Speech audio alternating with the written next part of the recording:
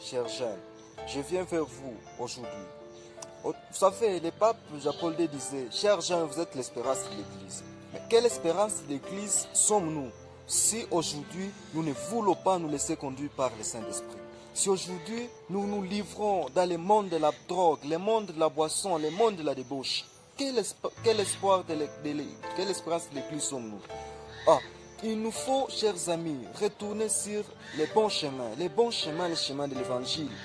Le Christ nous demande de nous aimer, le Christ nous demande de nous pardonner, le Christ nous demande de vivre notre vie dans l'humilité, à l'exemple de la Sainte Vierge Marie. Le Christ qui nous demande de vivre notre vie, tout simplement, telle qu'elle se présente. Parce que notre vie, c'est toute une croix qui peut être lourde. Mais n'oublions pas que notre vie, c'est le don de Dieu. Et don de Dieu, oui. Alors, chers gens, il nous faut juste vivre notre vie telle qu'elle se présente.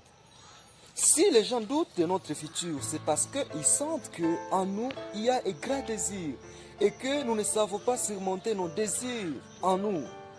C'est un problème.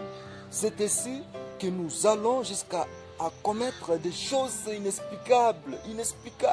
Et sur Internet, c'est terrible. C'est terrible.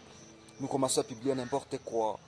Nous nous livrons dans le monde de la pornographie. Nous nous livrons dans le monde de la drogue, de l'alcool, comme je le disais tantôt. Parce que nous ne voulons pas vivre notre vie telle qu'elle se présente, tout simplement dans la grâce de Dieu, à pleine relation avec Dieu.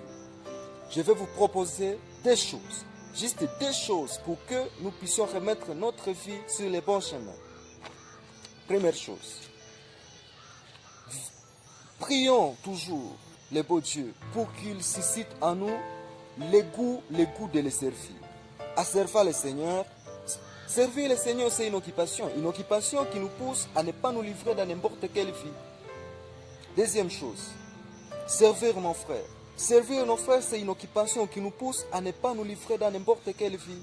Parce que le service, c'est un temps d'action de grâce à Dieu. Finalement, chers jeunes, contentons-nous de notre vie. N'avions pas les autres. Sachons que notre vie, c'est le don de Dieu et que Dieu nous donne tout ce dont nous avons besoin si nous le servons et si nous servons nos frères. Oui, servir nos frères, servir Dieu, c'est une bonne chose, mais ne nous limitons pas à cela, servons aussi nos âmes. Nos propres âmes, à le nourrissant de sa parole, de l'Eucharistie et de tout ce qui est nécessaire, c'est-à-dire les sacrements.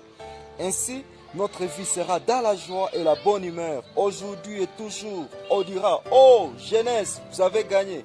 Mais si nous faisons le contraire, c'est dommage. Courage.